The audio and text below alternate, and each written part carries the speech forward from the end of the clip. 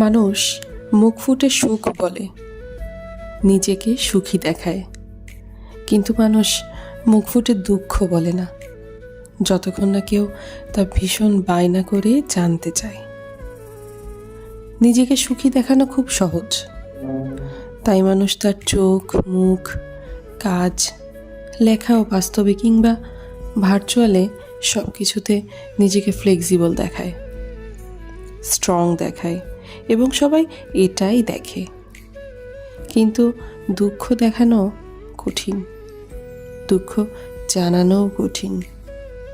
দুঃখ সবাইকে বলা যায় না, মন খারাপের কারণ সবাইকে বলা যায় না।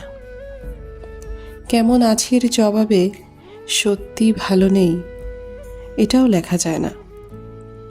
দুঃখ বলার জায়গাটা কমফোর্ট জোন হতে হয়, শোনার আকুতি থাকতে হয়, হাতে সময় থাকতে হয়, ধৈর্য থাকতে হয়, চোখের শীতলতা থাকতে হয়।